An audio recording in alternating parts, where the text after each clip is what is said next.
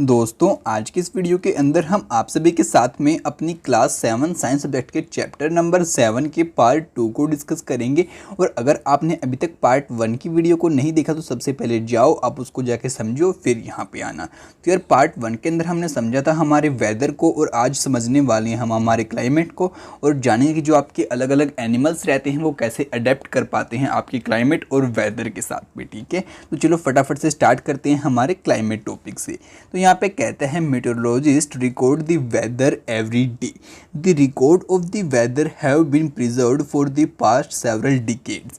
कहते हैं कि जो आपको पता है कि हमारा मेट्रोलॉजिस्ट होते हैं वो क्या करते हैं, हमारे डेली के डेली जो हमारा टेम्परेचर रहता है, जो भी हमारा वहाँ का मौसम रहता है उसको रिकॉर्ड करती हैं। रिकॉर्ड करने के बाद क्या करते हैं, वो उसको बचा के रखते हैं बहुत सारे डिकेड्स के लिए। ठीक है, यानी कि उसको सेव करके रख देते हैं किसी स्पेशल जगह पे जहाँ से वो गुम ना हो पाए और हमारा वहाँ पे बिल्कुल सेव रहे। ठीक है, these help us to determine the weather patterns at a place, क्योंकि वो हमारी आगे चल के हेल्प करते हैं कि भाई हमारे जो प्लेस है, वहाँ की जगह है, वहाँ पे कैसा हमारा मौसम वहाँ का रह सकता है और कैसा यहाँ का वातावरण हमारा बेसिकली रहेगा। हम एवरेज तो बता ही सकते हैं।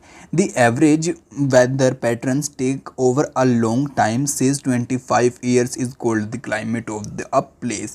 कहते हैं कि आपने मानो 25 साल तक एक जगह के जो आपका वेदर था, आपका मौसम था, उसको स्टडी किया तो आप इजीली बता सकते हैं कि भाई यहाँ का जो मौसम रहता है वो इतना तो आपका हाई जाता है, इतना लो जाता है, यानी कि इसके बीच में रहता है। हम कह सकते हैं उसकी हेल्प से कि भाई यहाँ का मौसम गर्म रहता है, ठंडा रहता है, मॉडरेट रहता है।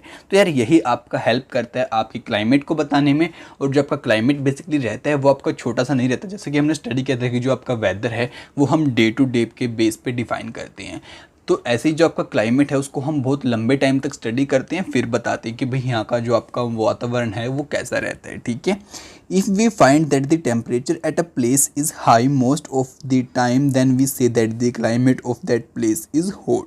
कहता है कि अगर हम इस बात को पाएंगे कि भाई जो यहाँ का जो वातावरण ज़्यादा से ज़्यादा टाइम यहाँ पे क्या रहती है, गर्मी रहती है, तो हम कहेंगे कि भाई जो हमारी ये जगह है यहाँ का जो वातावरण है बहुत गर्म है। ठीक है, if there is also heavy rainfall on the most of the day in the same place then we say that the climate at that place is hot and wet. अगर हम इस बात को पाएंगे कि भाई यहाँ पे बहुत ज़्यादा बारिश होती रहती है और थोड़ी गर्मी भी रहती है, तो हम कह सकते हैं कि भाई जो यहाँ का वातावरण आपका रहता है, अगर हम इस बात को बहुत लंबे टाइम तक देखेंगे तो हम कह सकते हैं कि भाई यहाँ का जो वातावरण है वो आपका गर्म भी रहता है, साथ में वेट यानी कि नमी वाला भी रहता है, भाई यहाँ पे बारिश होती रहती है। In table 7.2 and 3 we have given that the climate conditions at two places in India, the mean temperature for a given month in found two steps. First we study the average of the temperature recorded during the month. Second we calculate the average of such average temperatures over the many years that gives the mean temperatures. The two places are Srinagar in Jammu Kashmir and the Trivandrum in the Kerala। कहते हैं कि हमने आगे चल के आपको एक chart दे रखा है, उसके अंदर दो जगहें आपकी बता रखी हैं। तो आपकी यहाँ पे है शिमला श्रीनगर जो कि आपकी जम्मू कश्मीर के अंदर है, दूसरी आपकी तिरुवनंतपुरम जो कि आपकी केरला के अंदर है। और दोनों के टेम्परेचर को हमने बहुत लंबे टाइम तक मापा, समझा, फिर आपको ये टेबल दिया, तो वहाँ से आपको बहुत कुछ नया सीखने को मिलने वाला है। तो चलो फटाफट से हम उस टेबल पे चलते हैं और अब फटाफट से यहाँ पे समझ लेते हैं। सो माय फ्रेंड्स, ये बना रखी है कुछ ऐसी आपकी टेबल। यहाँ पे आपके श्रीनगर की है और यहाँ पे आपके तिरुवनंतपुरम की है। ये आपका जम्मू कश्मीर के अंदर है, ये केरला के अंदर है। अब यहाँ पे देखो जो आपका मैक्सिमम टेम्परेचर है वो बेसिकली यहाँ पे 30 तक गया है, मेरे को लगता है। अब 30 से ऊपर नहीं गया, जबकि जो यहाँ का आपका मैक्सिमम टेम्परेचर है आप देख सकते हैं कि आपका 32 भी गया है। अब इस 32 से ऊपर तो नहीं गया मेरे को लगता है। बट यहाँ का अगर हम मिनिमम टेम्परेचर देखें तो यार वो माइनस में भी जा रहा है, यहाँ भी माइनस में जा रहा है, लेकिन यहाँ पे बिल्कुल भी माइनस में नहीं जा रहा है। तो इससे हम कह सकते हैं कि भाई जो हमारा यहाँ का क्लाइमेट रहता है वो थोड़ा हॉट रहता है और यहाँ का क्लाइमेट आपका थोड़ा कोल्ड रहता है। ठीक है, तो यार ऐसे ही हम अपने क्लाइमेट को यहाँ पे बता सकते हैं। बाकी और भी बहुत सारे आपके पैरामीटर रहते हैं, जैसे कि भाई ये हो गया आपकी बारिश को लेके, और भी बहुत सारी चीज़ें हम यहाँ पे बता सकते हैं। ठीक है, और यही बताते हैं कि भाई यहाँ का जो आपका वातावरण है वो कैसा बेसिकली रहता है। ठीक है, तो चलो अब आगे स्टडी करते हैं फटाफट से। अब बोलता है by looking at table 7.2 and 7.3 we can easily see the difference in the climate of Jammu and Kashmir and Kerala. We see that the Kerala is very hot and wet in comparison to the Jammu and Kashmir. कहते हैं कि हमने इस जब table को study किया तो इससे हम एक बात ज़रूर कह सकते हैं कि भाई जो हमारा जम्मू और कश्मीर का वातावरण है वो थोड़ा ठंडा रहता है, और जबकि अगर आपके केरला की बात करें तो जो वहाँ का वातावरण है वो गर्म भी रहता है, साथ में थोड़ा बहुत नमी वाला भी रहता है as compare to your Jammu and Kashmir, ठीक है। Which has a moderately hot and wet climate for a part of the year. जबकि जो आपका जम्मू कश्मीर है वहाँ पे आपकी जो गर्मी आती है कुछ ही टाइम तक आती है, बहुत थोड़े टाइम तक आती है।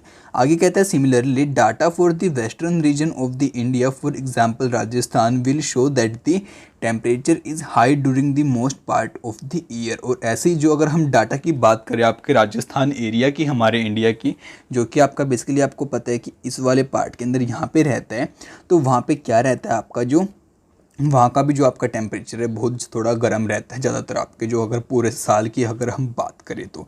But during winter which lasts only for a few months the temperature is quite low. अगर हम वहाँ की सर्दी की बात करें तो वहाँ पे सर्दी के टाइम पे थोड़ा बहुत टेम्परेचर आपका नीचे की साइड चला जाता है, बट ज़्यादा नहीं जाता। This regions receive very little rainfall, this is the typical desert climate. और यहाँ पे जो आपकी बारिश होती है वो भी बहुत ज़्यादा कम होती है अगर हम राजस्थान एरिया की बात कर रहे हैं वहाँ पे, और इसलिए हम इसको क्या कहते हैं भाई, यहाँ का जो क्लाइमेट है, यहाँ का वातावरण है वो आपका डेजर्ट के जैसा है, और उसको हम कहते हैं हॉट एंड ड्राई, यानी कि गर्म भी और सूखा भी। The north eastern India receive rain for a major part of the year, therefore we say that the climate of the north east is wet. और यहाँ पे बताता है कि जो आपका नॉर्थ ईस्ट का पार्ट, ये वाला पार्ट है आपकी इंडिया का, यहाँ पे बहुत ज़्यादा टाइम तक आपकी बारिश होती है और बहुत ज़्यादा बारिश होती है, तो हम इस वाले वातावरण को कहते हैं कि भाई यहाँ पे हमारा वेट यानी कि गीला या फिर थोड़ा नमी वाला आपका टेम्परेचर यहाँ पे रहता है। चलो फटाफट से अब आगे बात करते हैं, हमारे क्लाइमेट एंड एडेप्टेशन टॉपिक को भी अब समझते हैं। हमारा क्लाइमेट तो अब हमें समझ में आ चुका है। अब कहता है climate has a profound effect on the all living organisms. कहते हैं कि जो आपका क्लाइमेट है, आपका वातावरण है, जो भी हमारे लिविंग ऑर्गेनिजम्स रहते हैं हमारे उस एरिया के अंदर, उनके ऊपर इफेक्ट जरूर डालता है। Animals are adapted to survive in the conditions in which they live. कहते हैं कि जो हमारे जानवर होते हैं वो खुद को ढाल लेते हैं जिस भी जगह के अंदर वो रहते हैं वहाँ के वातावरण के साथ में। Animals living in very cold and hot climate must possess special feature to protect themselves against the extreme cold or heat। और कहते हैं कि जो वहाँ पे एनिमल रहते हैं उनके पास कुछ स्पेशल या फिर आपके थोड़े अलग टाइप के फीचर रहते हैं जो कि उनकी हेल्प करते हैं वहाँ पे रहने के लिए, अडेप्ट करने के लिए, और वहाँ पे जो अपना खाना वगैरह है उसको लेने के लिए। Recall from chapter 9 of your class 6 science book the definition of adaptations, features and habits that help animals to adapt to their surrounding are a result for the process of evolution. कहते हैं कि आपने जो आपकी class 6 थी वहाँ की science की बुक में भी स्टडी किया था कि भाई जो आपकी अडेप्टेशन है वो क्या चीज़ आपकी रहती है और कैसे जानवर जो होते हैं वो आपके अडेप्ट कर लेते हैं अपने सराउंडिंग और आपके आसपास के एरिया के साथ में, और वो कैसे आती है इवोल्यूशन प्रोसेस के जरिए धीरे धीरे वो वहाँ पे अडेप्ट करना सीख जाते हैं। In chapter 9 you will learn about the effect of the weather and climate on soil. Here we will study the effect of climate on animal। कहते हैं कि आपने चैप्टर नंबर 9 के अंदर स्टडी किया था कि भाई जो हमारा वातावरण है वो हमारी मिट्टी के ऊपर कैसा प्रभाव डालता है, लेकिन आज के चैप्टर में हम स्टडी करेंगे कि जो आपका वातावरण क्लाइमेट रहता है वो आपके जो जानवर होते हैं उनके ऊपर कैसा प्रभाव डालता है। In class 6 you have read about the adaptation of animal to certain habitats as example of adaptation of animal to the climate conditions। कहता है कि भाई आपने जो आपकी क्लास 6 थी वहाँ पे स्टडी किया था कि भाई जो आपके जानवर हैं वो कैसे अडेप्ट करते हैं अपनी हैबिटेट के साथ में, और आज हम जानेंगे कि जो आपकी अडेप्टेशन प्रोसेस होती है एनिमल की वो क्लाइमेट कंडीशन के साथ पे कैसे रहती है।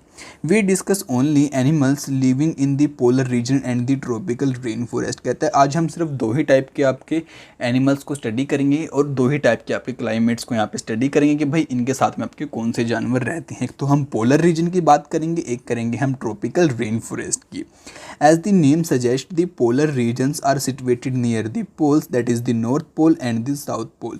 और जैसे कि आपका नाम यहाँ पे आपको बता रहा है कि पोल रीजन यानी कि आपका नॉर्थ पोल होगा या फिर साउथ पोल होगा, ठीक है। Some well-known countries that belong to the polar regions are the Canada, Greenland, Iceland, Norway, Sweden, Finland, Alaska in USA and the Siberian region of the Russia। अब यहाँ पे आपको कुछ नाम बता रहा है कंट्रीज़ के, देशों के, जो कि आपके पोलर रीजन के आसपास हैं। जैसे आपका कनाडा हो गया, ग्रीनलैंड हो गया, आइसलैंड हो गया, नॉर्वे, स्वीडन, फिनलैंड, अलास्का जो कि आपको यूएसए के अंदर है, फिर साइबेरियन रीजन हो गया आपके रशिया का।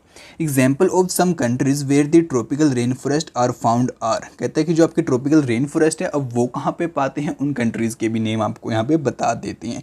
उनमें शामिल होती है आपकी India, Malaysia, Indonesia, Brazil, Republic of Congo, Kenya, Uganda and Nigeria. तो चलो फटाफट से अब हमारी बात आती है एक्टिविटी 7.2 की। यहाँ पे कहता है take an outline map of the world, mark the polar regions in blue, similarly mark the tropical region in the red. कहते हैं कि आप एक वर्ल्ड का मैप लो और क्या करो, जो भी आपकी पोलर रीजन्स हैं उनको ब्लू के साथ में मार्क कर दो, और जो आपके वही ट्रॉपिकल रीजन्स हैं उनको रेड के साथ में मार्क कर दो। तो यार ये आपकी एक्टिविटी आपको खुद से करके देखनी है, प्रैक्टिकल करनी है, तो आप करके देख लेना है, वर्ल्ड मैप को लेके बहुत ईजी हो जाएगी। बाकी अब हम स्टडी करते हैं अपने पोलर रीजन को लेके कि भाई जो पोलर रीजन है वहाँ के जो जानवर हैं वो कैसे अडेप्ट कर पाते हैं वहाँ पे, और फिर हम स्टडी करेंगे आपके ट्रॉपिकल रीजन को, ठीक है।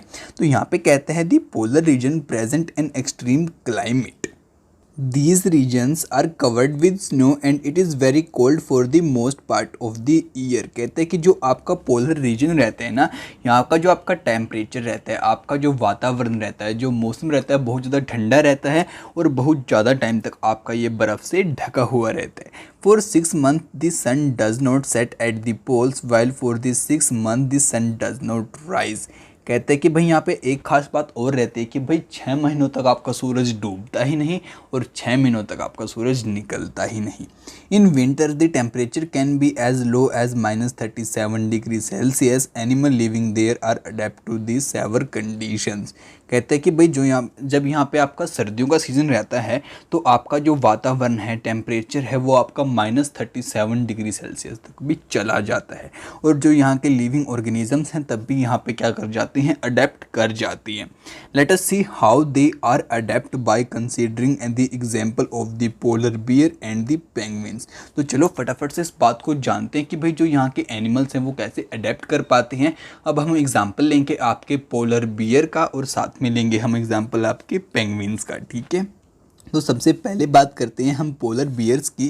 तो यहाँ पे कहता है polar bears have a white fur so that they are not easily visible in this snow white background. कहते हैं कि जो आपके पोलर बियर होते हैं, आपको पता है कि जो उनकी बॉडी के ऊपर बहुत ज़्यादा हेयर आते हैं आपके, वो सारे वाइट कलर के रहते हैं, तो इसलिए यार वो आपकी जो बर्फ़ होती है उसके साथ में छिप जाते हैं और ईजिली हमें दिखाई भी नहीं पड़ती। It protect them from their predators, और कहता है ये उनको बचाता है उनके शिकार हो जाने से, यानी कि कोई उनका शिकार ना कर पाए, कोई उनको ना मार पाए, वो बर्फ़ में छिप सके। इसलिए जो उनके हेयर होते हैं वो कैसे रहते हैं, उनके वाइट रहते हैं। It also help them in catching the prey, और कहते हैं कि ये उनको हेल्प भी करता है उनके शिकार को पकड़ने में। To protect them from the extreme cold they have two thick layer of fur. कहते हैं कि उनको यहाँ पे जो आपकी सर्दी रहती है उससे बचाने के लिए उनकी जो बॉडी होती है वहाँ पे बहुत मोटी लेयर आपकी होती है, उसके फर, उसके बालों के साथ में जो उसका फैट रहता है वो तो रहता ही है उसकी बॉडी का। They also have a layer of fat under their skin, और उसकी जो स्किन होती है उसके अंदर उसकी फैट की भी एक लेयर रहती है। In fact, they are so well insulated that they have to move slowly and rest often to avoid getting overheated। और कहते हैं यहाँ पे एक बात और रहती है, जो उनकी बॉडी है ना बहुत अच्छे तरीके से इंसुलेटेड होती है, जिसकी हेल्प से अगर वो स्लोली चले या फिर कैसे भी चले तब भी उनकी जो बॉडी है ज़्यादा गर्म नहीं हो पाती, थोड़ी ही गर्म रहती है। मतलब कितना रह पाती है कि वहाँ पे वो अडेप्ट कर जाए, उसको ज़्यादा सर्दी वहाँ पे ना लग पाए। और आगे कहता है physical activities on warm day necessary cooling so the polar bear goes for swimming. और कहते हैं कि अगर वहाँ पे थोड़ी बहुत वहाँ पे गर्मी वगैरह आ जाती है तो जो आपके पोलर बियर होते हैं वो स्विमिंग के लिए चले जाते हैं। It is a good swimmer, और वो बहुत अच्छे आपके तैरना भी जानते हैं और अच्छे तरीके से वहाँ पे तैर सकते हैं आपके समुंदर के अंदर। Its paws are wide and large which help its not only to swim well but to walk with easily in the snow. कहते हैं कि जो उसके पंजे वगैरह होते हैं, यानी कि पैरों के नीचे का हिस्सा जो कि कुछ ऐसा होता है, वो उसका थोड़ा बड़ा और थोड़ा चौड़ा होता है, जो कि उसकी हेल्प करता है वहाँ पे बर्फ़ के ऊपर भी चलने में और पानी के नीचे तैरने में भी, ठीक है। While swimming under water it can be close to no its nostril and can remain under water for several long durations. कहते हैं कि भाई जब वो पानी के नीचे तैरता है तो जो उसकी नाक होती है उसको बंद कर लेता है जहाँ से वो सांस लेता है और बहुत लंबे टाइम तक वो पानी के नीचे रह सकता है। कौन? आपका polar bear. It has a strong sense of smell so that it can catch its prey for the food. कहते हैं कि उसकी जो सेंस रहती है ना सूंघने की, वो भी बहुत ज़्यादा तेज रहती है, जिसकी हेल्प से जो उसका शिकार होता है उसको इजीली ढूंढ लेता है और फिर पकड़ भी लेता है और खा भी लेता है। We can understand that the adaptation of the polar bear with the help of the flow chart shown in figure 7.3। अब आपको यहाँ पे कुछ फिगर दिखाई है और यहाँ पे आपको यही बातें बता रहा है कि भाई जो आपका पोलर बियर है कैसे अडेप्ट करता है। तो चलो एक बार फटाफट से इस फिगर को यहाँ पे जान लेते हैं, फिर बात करेंगे हम अपने पेंगुइन्स की। ठीक है, सो चलो फटाफट से। अब गाइज ये देखो आपके पोलर बियर की पिक्चर आपको यहाँ पे दिखा रखी है। इसके जो वाइट हेयर है और पीछे आपकी वाइट बर्फ है, तो देखो यार बिल्कुल मैचिंग यहाँ पे हो रही है। अब यहाँ पे बताता है it has a long curved and sharp close this help it's walk on the ice. कहते हैं जो इसके पंजे होते हैं थोड़े चौड़े होते हैं और थोड़े इसके शार्प नुकीले टाइप भी होते हैं, इसकी हेल्प से बर्फ़ के ऊपर इजिली चल पाता है और पानी के अंदर भी तैर पाता है। अब कहता है it has a layer of fat under its skin with the fats insulates its body from cold and keep it warm. कहते हैं कि जो इसकी यहाँ पे फर होते हैं, इसके बाल होते हैं, उसके नीचे इसकी जो स्किन है उसके नीचे इसका फैट रहता है और जो फैट रहता है वो प्रोटेक्ट करता है इसकी बॉडी को, इंसुलेटेड बना देता है। इसकी हेल्प से क्या हो जाता है कि भाई इसकी जो बॉडी होती है अंदर से गर्म रहती है और बाहर की जो ठंड रहती है उसका कोई ज़्यादा इफेक्ट इसके ऊपर नहीं पड़ पाता। आगे कहता है it has 2 thick layer of fur these keep it warm in the cold weather. और इसकी जो बॉडी है उसके ऊपर 2 लेयर होती हैं आपकी इसके बालों की, इसकी फर की, जो कि इसको प्रोटेक्ट करती हैं वहाँ की बर्फ़ से, वहाँ की ठंड से। अब आगे कहता है the white fur not easily visible in this snowy white background the predators and prey are unable to see it. कहता है कि भाई जो इसके वाइट कलर के इसके बाल होते हैं इसकी बॉडी के ऊपर, वो इसको इसका जो बैकग्राउंड रहता है वहाँ पे वाइट जो आपकी बर्फ़ रहती है उसके साथ में मिला देता है, इसलिए वहाँ पे इजीली हमें दिखाई भी नहीं पड़ पाता।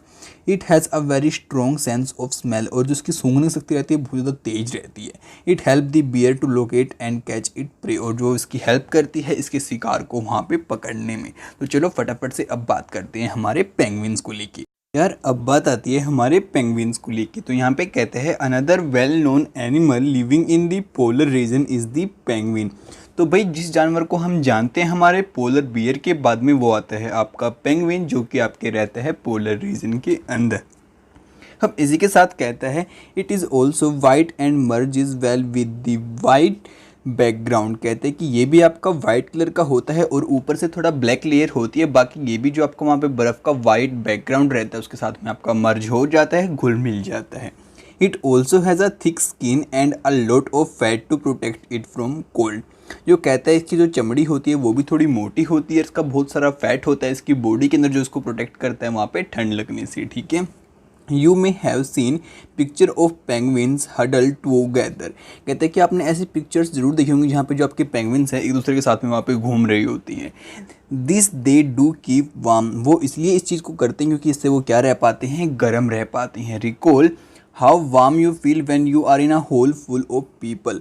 आप इस बात को यहाँ पे याद करो, अगर आप किसी ऐसे होल के अंदर खड़े हो जहाँ पे बहुत सारे लोग हैं तो आपको वहाँ पे बहुत ज़्यादा गर्मी लग सकती है। तो ऐसा ही कुछ आपके पेंगुइन्स के साथ में होता है, इसी वजह से वो ग्रुप के अंदर आपके रहते हैं ताकि उनको यहाँ पे हीट मिल पाए। ठीक है, like polar bears penguins are also good swimmers. और जैसे आपके पोलर बियर बहुत अच्छे आपके तरीके से पानी के अंदर तैर सकते हैं और बहुत अच्छे आपके तैराक होते हैं, ऐसे ही आपके पेंगुइन्स भी होती हैं। ठीक है, their body are streamlined and their feet have webs making them good swimmers. कहते हैं कि भाई इनकी जो बॉडी होती है ना वो आपकी स्ट्रीमलाइन होती है, यानी कि आपकी जो फिश होती है उसकी कुछ टाइप की होती है जो इनको हेल्प करती है पानी के अंदर तैरने के लिए, और साथ में ये भी आपके बहुत अच्छे यहाँ पे तैराक रहते हैं। तो चलो फटाफट से अब आगे समझ लेते हैं।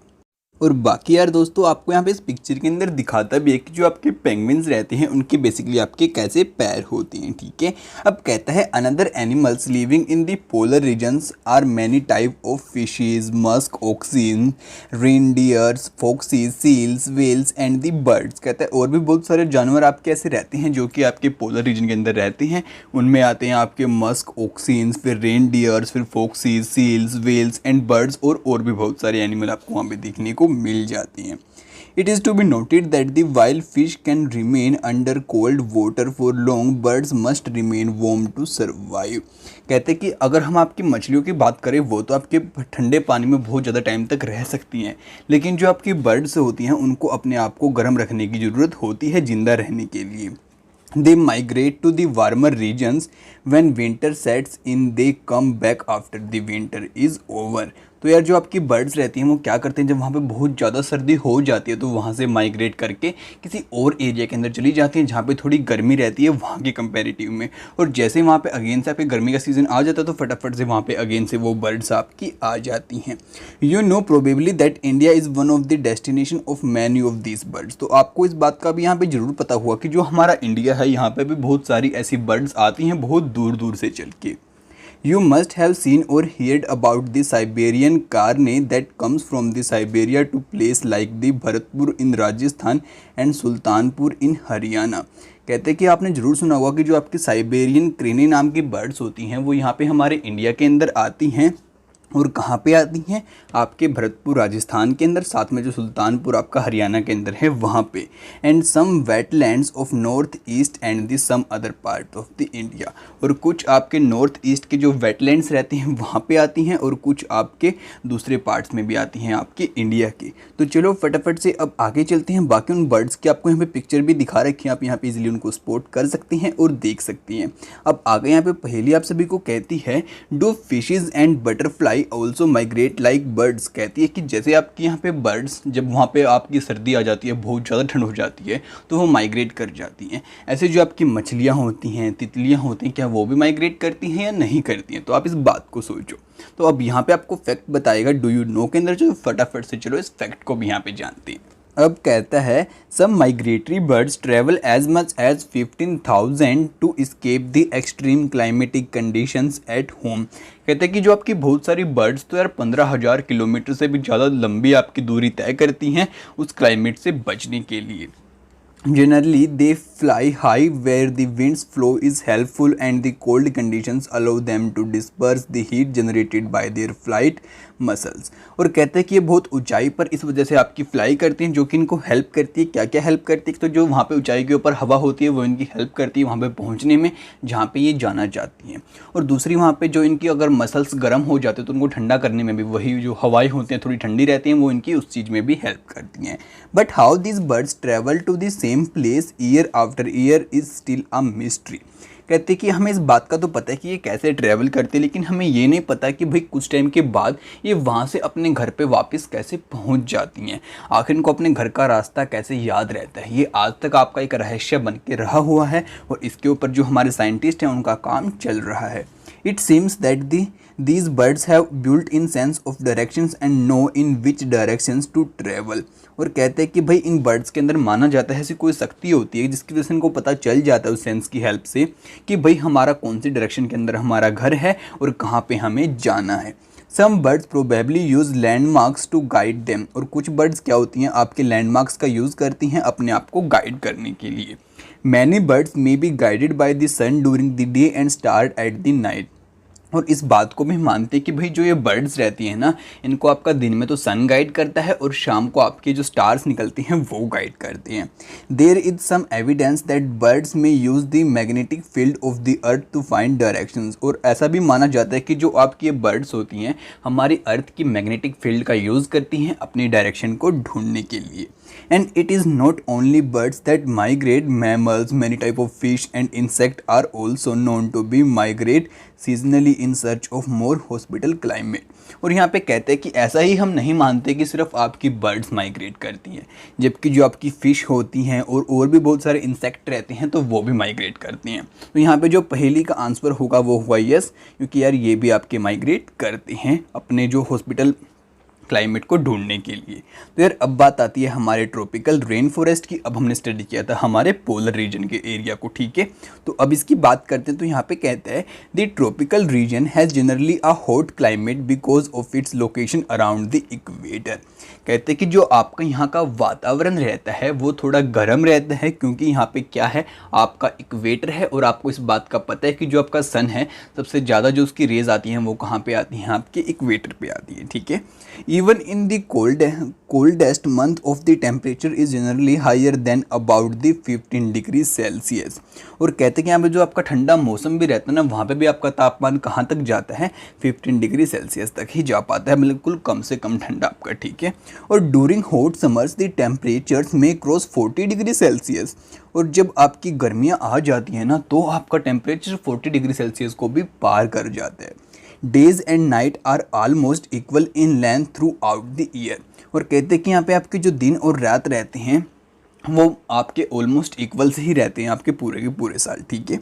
These regions get plenty of rainfall and an important feature of this region is the tropical rain forest. और कहते हैं कि ये आपका जो इस टाइप का एरिया यहाँ पे रहता है, यहाँ पे आपकी बारिश जो होती है वो काफ़ी ज़्यादा मात्रा में हो जाती है। और यहाँ पे आपका सबसे मेन फीचर क्या है, जो कि आपके ट्रॉपिकल रेन फॉरेस्ट वो भी यहाँ पे हैं। अब कहता है tropical rain forest are found in the western Ghat and Assam in India. कहता है जो आपके ट्रॉपिकल रेन फॉरेस्ट हैं वो यहाँ पे हमारे इंडिया के अंदर एक तो आपके वेस्टर्न घाट में देखने को मिलते हैं, यानी कि यहाँ पे, और कुछ मिलते हैं आपके यहाँ पे हमें जो आपका असम साइड का एरिया है, यानी ये वाला एरिया, ठीक है। कहते हैं southern Asia, central America and the central Africa because of continuous warmth and the rain this region sports wide variety of plants and animals. कहते हैं कि यहाँ पे आपकी जो वार्मनेस है वो भी रहती है आपके एटमॉस्फेयर के अंदर, यहाँ पे बारिश भी होती रहती है, इसलिए यहाँ पे बहुत सारी वैरायटी हमें देखने को मिलती है आपके प्लांट्स की और आपके एनिमल्स की। The major type of animals living in the rain forest are the monkeys, gorillas, tigers, elephant, leopards, lizard, snake, birds and insect. कहते हैं कि यहाँ पे जो आपके ज़्यादातर हमें जो जानवर देखने को मिलते हैं उनमें आपके रहते हैं मोंकी हो गए, गोरिल्ला हो गए, टाइगर हो गए, एलिफेंट हो गए, लियोपार्ड्स हो गए, और भी बहुत सारे एनिमल आपके यहाँ पे रहते हैं। Let us read about the adaptation of these animals to a hot humid climate. तो चलो अब जानते हैं कि जो यहाँ के जानवर रहते हैं वो कैसे अडेप्ट करते हैं हमारे इस वाले वातावरण के साथ में। The climate condition in the rain forest are highly suitable for sporting an enormous number of variety of animals. और जो यहाँ के आपकी वातावरण के फीचर रहते हैं ना, वो सपोर्ट करते हैं सभी एनिमल्स को यहाँ पे रहने के लिए और उनके जीवन को यहाँ पे और अच्छा बना देते हैं। बाकी इन जानवरों की आपको पिक्चर भी यहाँ पे दिखा रखी है। अब ये तो आपका मोंकी हो गया, ठीक है। अब आगे आपको यहाँ पे दिखा रखा आपका फ्रॉग, जो कि आपके पत्तों के ऊपर रहता है, इसको हम रेड आई फ्रॉग बोलते हैं। तो चलो अब फटाफट से अब यहाँ से कंटिन्यू करते हैं। आगे कहते हैं since the number are large there is intense competition for food and shelter. अब आप इस बात को तो यहाँ पे जान चुके हैं कि भाई यहाँ पे आपके बहुत सारे लिविंग ऑर्गेनिजम्स रहते हैं, आपके प्लांट की वैरायटी भी बहुत सारी हमें देखने को मिलती है। तो यहाँ पे क्या रहता है, कंपटीशन रहता है उनके बीच में कि भाई खाना कौन खाएगा और कौन खाना यहाँ पे ले पाएगा, ठीक है। तो यार अब बात आती है, अब बोलते हैं many animals are adapted to living on the trees. कहते हैं कि बहुत सारे जानवर तो आपको ऐसे देखने को मिलेंगे जो कि आपके पेड़ों के साथ ही घुल मिल जाते हैं और उन्हीं के ऊपर रहना स्टार्ट कर देते हैं।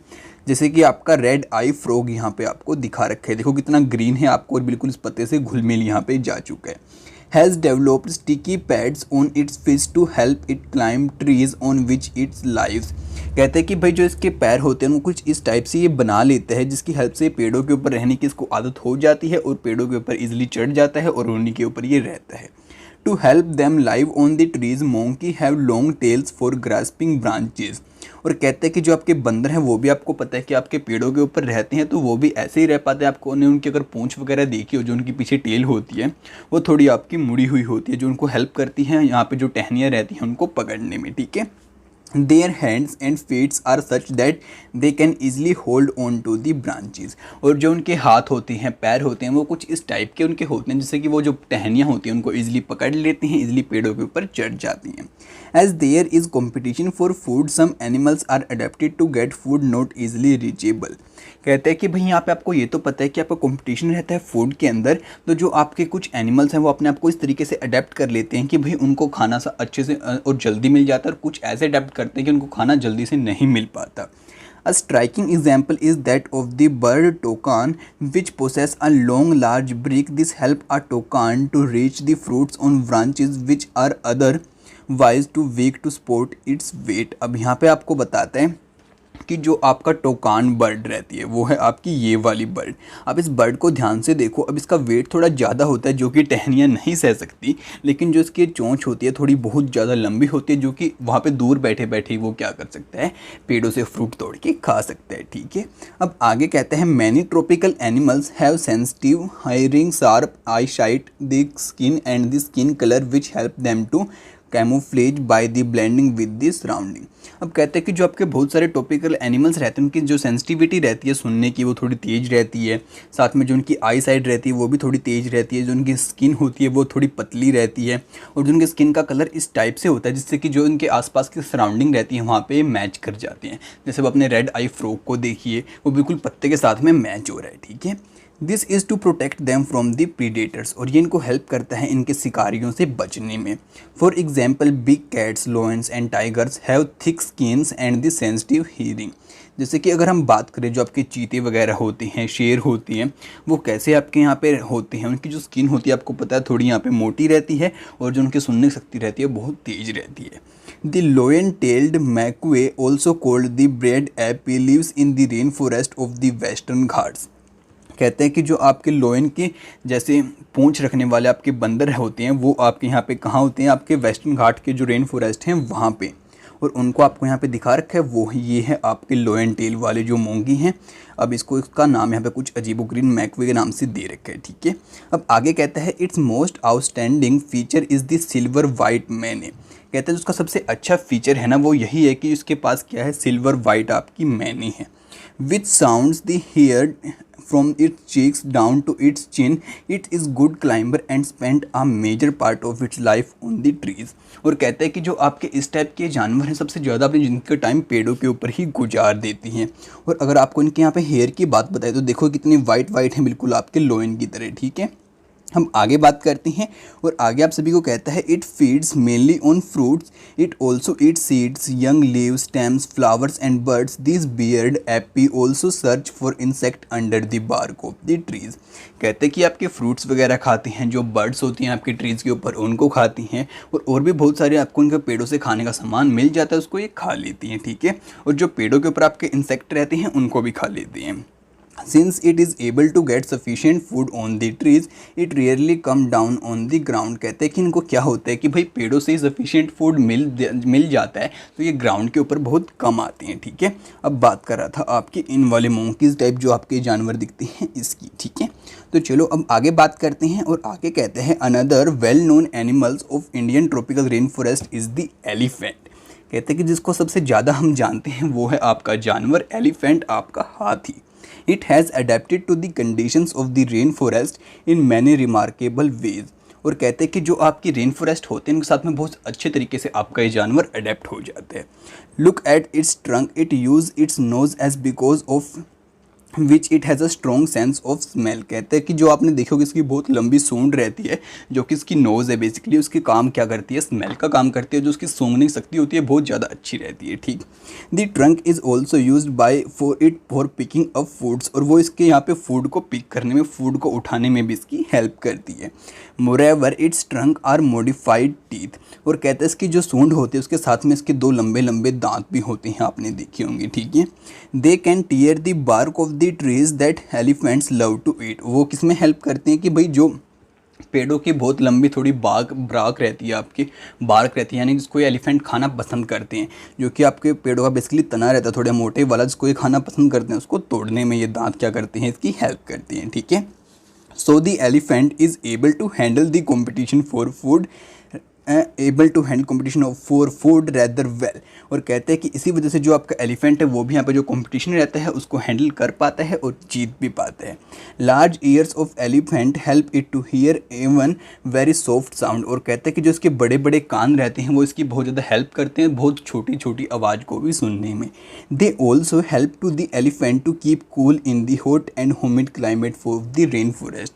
और कहते हैं कि जो यहाँ का गर्म आपका वातावरण रहता है और साथ में यहाँ पे जो आपकी नमी रहती है उससे बचने में भी जो इसके बड़े बड़े कान हैं वो इसकी यहाँ पे हेल्प करते हैं। तो यार जाना अपना कितना इंपॉर्टेंट और आपके एलिफेंट के कुछ अच्छे फीचर्स के बारे में। तो इसके साथ अपने चैप्टर को यहाँ पे एंड करते हैं और कंप्लीट करते हैं। अब नेक्स्ट चैप्टर की वीडियो भी आप सभी के लिए मैं बहुत जल्दी ही लेकर आऊँगा। अगर आप उसको मिस बिल्कुल भी नहीं करना चाहते तो फटाफट से जाकर मेरे चैनल को सब्सक्राइब कर लीजिए और साथ में इस वीडियो को अपने दोस्तों के साथ में शेयर करना बिल्कुल भी मत भूलना, जिससे अगर वो भी घर बैठे बैठे स्टडी कर पाएँ। तो आपसे मिलते हैं अगली वीडियो में जल्दी, तब तक के लिए दोस्तों बाय बाय।